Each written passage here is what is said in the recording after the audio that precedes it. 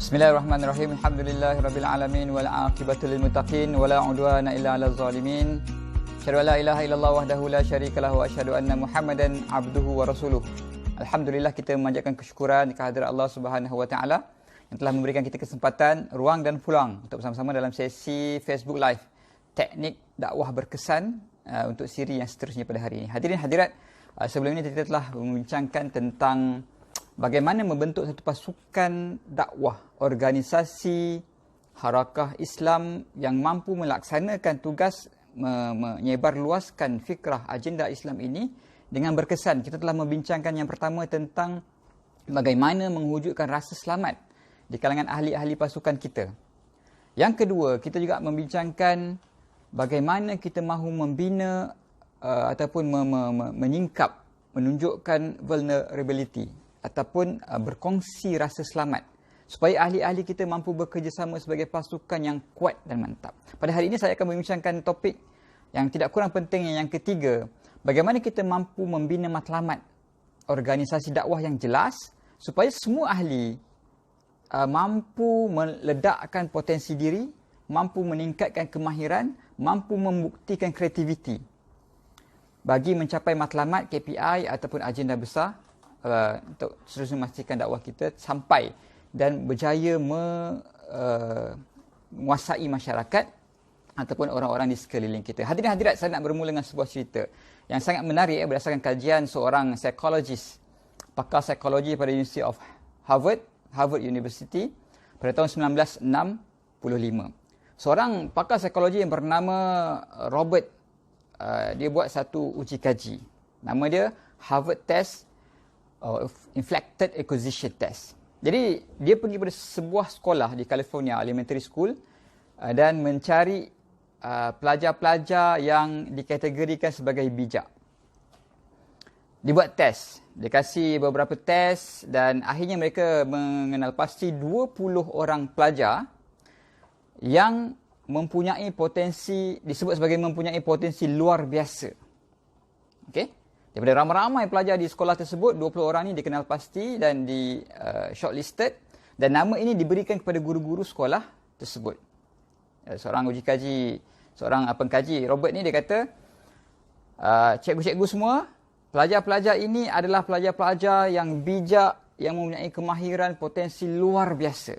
Walaupun cikgu-cikgu mungkin nampak dia punya prestasi sebelum ni biasa-biasa saja, ataupun mungkin lemah sebelum ni, tapi berdasarkan ujian yang kami buat, kami mendapati mereka mempunyai potensi yang hebat. Mereka bijak, mereka genius, dan kami akan datang balik setahun akan datang untuk melihat hasil uji kaji kami. Jadi apa yang berlaku? Selepas setahun, pengkaji psikologi ini datang kembali ke sekolah tersebut dan membuat ujian sekali lagi.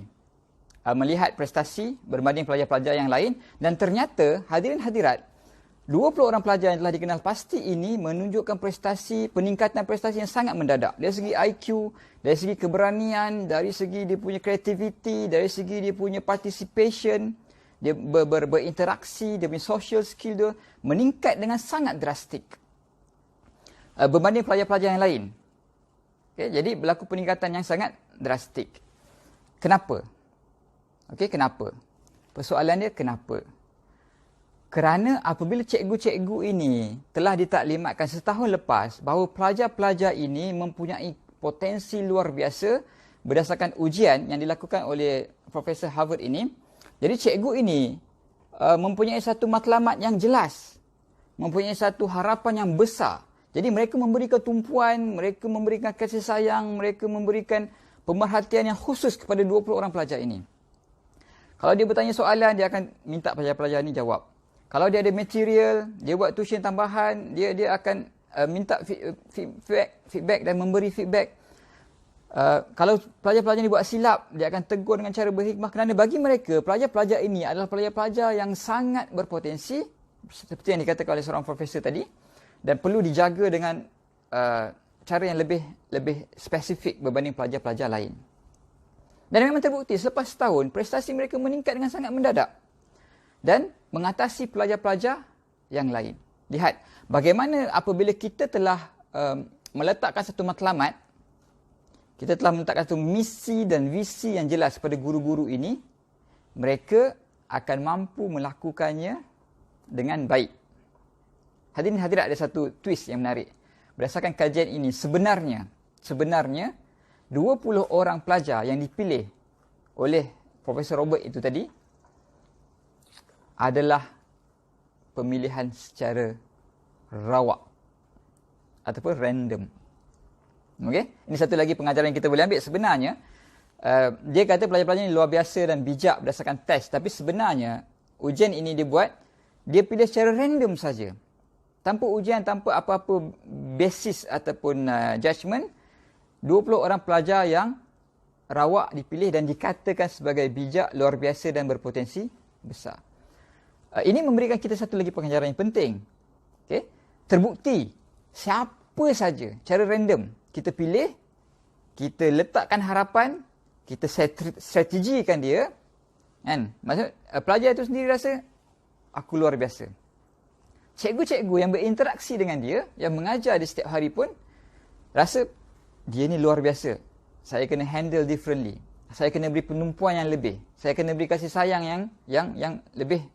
Saya kena beri material yang lebih. Saya kena banyak bersabar dengan dia. Jadi semua respon, semua reaksi cikgu-cikgu ini, confidence level yang didapat oleh pelajar ini sendiri meningkatkan motivasi dia. Walaupun dia sebenarnya pelajar biasa, kerana dia dipilih secara random dalam uji kaji tersebut. Ternyata selepas setahun, mereka mampu untuk meningkatkan prestasi dan mendapat capaian akademik, IQ, social skill lebih tinggi dan lebih baik daripada pelajar-pelajar lain. Ini adalah peri pentingnya, hadirin hadirat.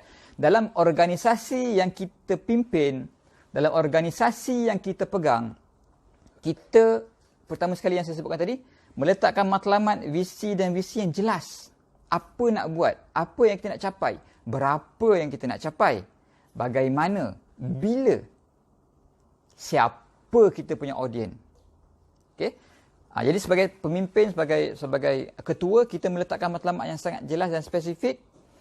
Dan benda ini kena diberikan masa kepada ahli-ahli kita. Contoh dalam uji kaji tersebut, yang saya ceritakan tadi, setahun diberikan dan kita nilai kembali. Akan berlaku penilaian yang berkala untuk melihat bagaimana organisasi kita berkembang untuk mencapai misi-visi. Dalam konteks organisasi dakwah ini, kita nak melihat bagaimana kita nak tingkatkan penyampaian ataupun impak pengikut-pengikut kita yang mendengar mesej dakwah yang cuba kita sampaikan. Yang kedua ialah tentang potensi. Kita kena percaya setiap ahli dalam pasukan kita mempunyai potensi luar biasa. Terbukti, kalau kita memberikan penumpuan yang lebih, kasih sayang yang lebih, bertanya maklum balas, memberi maklum balas, kan? Sentiasa memikirkan dan meningkatkan kemahiran dan kreativiti mereka, siapa saja, walaupun 20 orang pelajar dipilih secara random, mampu menjadi pelajar cemerlang dengan kepercayaan dalam minda kita. It's all in the mind, orang kata. It's all in the mind. Kalau kita percaya dia boleh, dia mesti boleh. Walaupun sebenarnya dari segi kemampuan asal dia tidak seperti yang dikatakan. Hadirin hadirat, ini adalah satu eksperimen yang pada pandangan saya secara peribadi sangat menarik, membuka mata dan minda kita bagaimana kita mahu membina satu organisasi yang berdaya saing yang kuat, yang mampu mendepani cabaran. Hari ini organisasi dakwah seperti yang saya sebutkan banyak kali berhadapan dengan organisasi tauhid, organisasi kufar yang jauh lebih kuat, lebih tinggi dana dia, lebih besar sokongan dan dokongan daripada organisasi dan agensi-agensi lain. Kita adalah kecil, kita tidak berdasarkan keuntungan, kita sibuk dengan perkara lain dalam melakukan dakwah ini, tapi dengan budaya kerja yang hebat, dengan mengkaji bagaimana syarikat-syarikat besar dunia lain berjaya membina budaya kerja yang hebat, kita mampu untuk membina pasukan dakwah yang besar, yang juga hebat, walaupun bilangan kita, resources kita agak limited. Jadi saya nak kongsikan hari ini, insyaAllah tuan-tuan dan puan-puan, berapa tips dan trik bagaimana kita mampu memastikan organisasi kita memiliki ataupun membina satu matlamat yang jelas untuk dipegang, untuk diimani oleh seluruh ahli pasukan. Kerana apabila mereka beriman dan rasa teruja dengan matlamat yang besar ini, barulah mereka akan meningkatkan kemahiran diri mereka. barulah mereka akan berfikir secara kreatif, bertindak secara luar kotak, berusaha untuk meningkatkan kemahiran, untuk berkorban lebih, untuk memberikan apa yang mereka mampu. Untuk mengajak orang-orang lain kepada agenda dan perjuangan ini. Kerana dia yakin apa yang dia bawa, ke mana dia nak pergi. Kalau kita sendiri, sebagai seorang pemimpin pun, goyang, kita pun tak yakin. Dan kita, boleh jadi kita yakin, tapi kita tidak mampu menterjemahkan keyakinan itu kepada seluruh organisasi kita, ahli-ahli yang bekerja di bawah kita.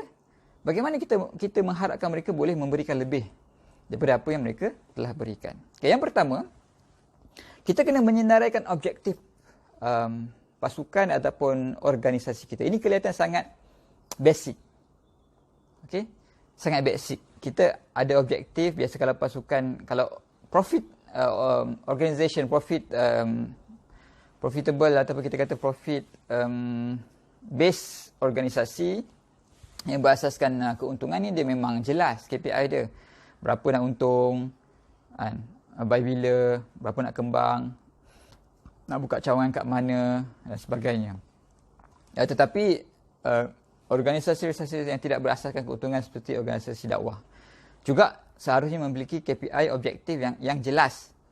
Itu yang pertama. Yang kedua, hendaklah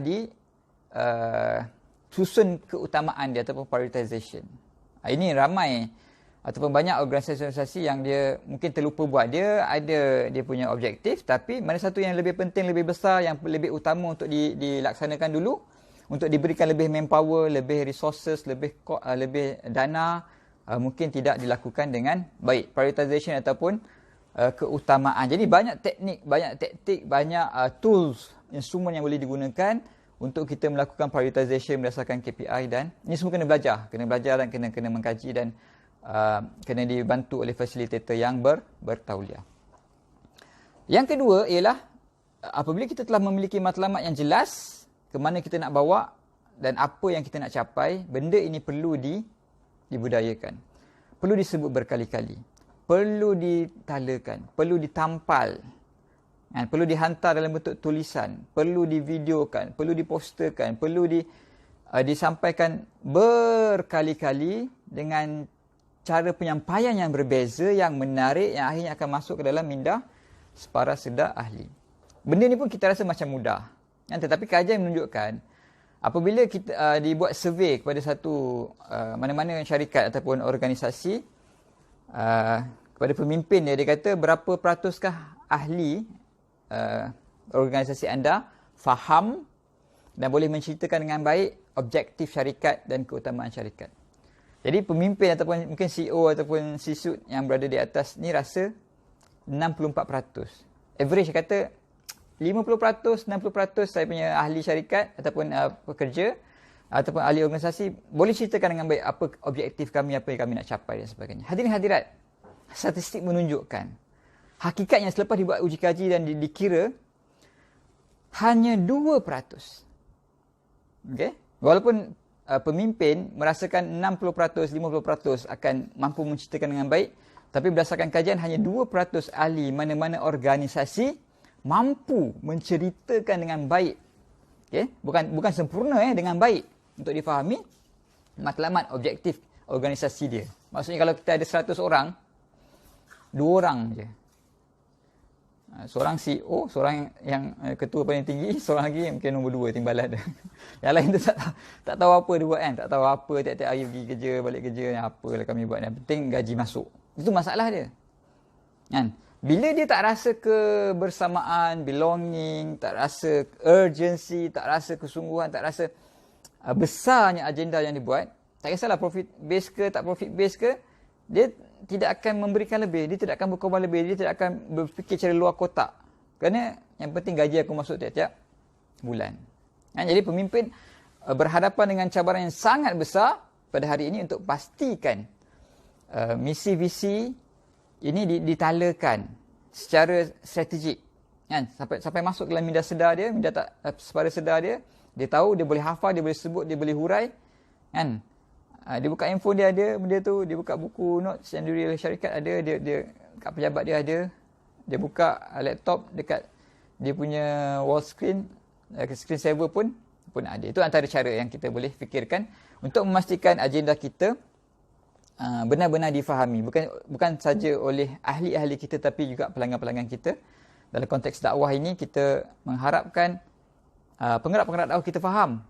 Tetapi madu-madu ataupun objek dakwah yang kita cuba dekati dan santuni ini juga faham sebenarnya ke mana kita nak bawa mereka. Apa produk yang kita jual, apa nilai yang mereka akan dapat jika mereka bersama dengan organisasi ini. Yang sebenarnya hadirin hadirat, pemimpin juga harus berfikiran kreatif bagaimana mahu menyusun ahli. Dia berdasarkan kemahiran dan dia punya personality, berdasarkan tugas dan tanggungjawab yang tertentu. Kadang-kadang ada tugas-tugas yang memerlukan kita melakukan sesuatu cara orang kata clerical, cara pengkeranian. Benda yang sama berkali-kali tapi kita nak mahir. Ada setengah tugas yang memerlukan kreativiti. Dia bukan benda yang berulang tapi kita perlu meneroka sesuatu yang baru. Kita perlu berfikir secara luar kotak. Kita perlu strategi. Kita perlu jumpa orang. Perlu berbincang. Perlu merancang. Ini berdasarkan situasi dan keadaan yang tertentu. Jadi, tugas yang berbeza memerlukan kemahiran yang berbeza. Kan? Masa yang berbeza, realiti yang tak sama pun akan memberikan perbezaan dalam kita menyusun atur tugas. Kita memberikan penugasan. Kita nak support yang mana. Pemimpin ni dia seorang je kan, tapi dia nak support yang bahagian ni ke, kerja yang ni ke. Ini memerlukan kebijaksanaan, memerlukan pengalaman. Yang penting pemimpin kena sentiasa turun padang. Bersama-sama menunjukkan, sebab ahli-ahli di bawah ni dia tak tengok apa yang pemimpin sebut, tapi dia tengok apa yang pemimpin buat bagi mencapai matlamat yang diceritakan, yang di-preach ataupun sering taklimatkan. Dan seterusnya, banyak syarikat-syarikat dan juga organisasi kalau kita lihat hari ini menggunakan tagline. Tagline short words ataupun contohnya AirAsia menggunakan now everyone can fly. Okay. Tagline ini simple, catchy, eye opener, tetapi dia merangkumkan semua objektif matlamat syarikat. Dia boleh disebut-sebut, dia boleh di-print di atas baju, di atas kertas. Kan, dia tak terlalu panjang, bukan macam misi visi tapi dia tagline. Okay. Nike sebagai contoh sebut just do it. Kan, dia bawa satu nilai, satu budaya, satu yang merangkum dan terjemahkan budaya kerja ataupun matlamat organisasi tersebut. Jadi saya rasa ini juga bagus untuk kita gunakan walaupun kita bukan organisasi yang berasaskan profit, kan, organisasi dakwah ataupun persatuan-persatuan Islam juga boleh dan boleh mengambil teknik ini menggunakan tagline tertentu yang catchy bagi bukan saja menjelaskan kepada orang ramai apa kita punya core business, tetapi untuk meningkatkan motivasi, kreativiti dan kesungguhan ahli-ahli kita supaya mereka jelas sebenarnya apa yang mereka buat tiap-tiap hari ini. Kan? Okay? Pekerja AirAsia semua jelas. Tiap-tiap hari dia memastikan lebih ramai orang boleh terbang. Lebih ramai rakyat Malaysia yang berjumlah 32 juta orang ini boleh bersama-sama dengan AirAsia dan pergi ke mana-mana destinasi yang dia nak dengan kos yang rendah. Okay, yang seterusnya, matlamat ini tadi saya katakan kena senaraikan, disusun ikut priority, diulang-ulang. Okay?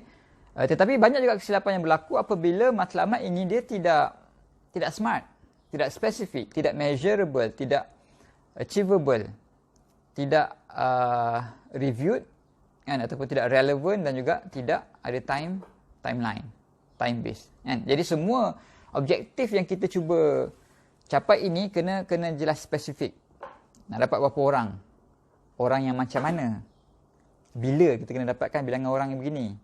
Kan? Adakah relevan? Adakah apa yang kita nak capai ini relevan dengan perkembangan dunia semasa?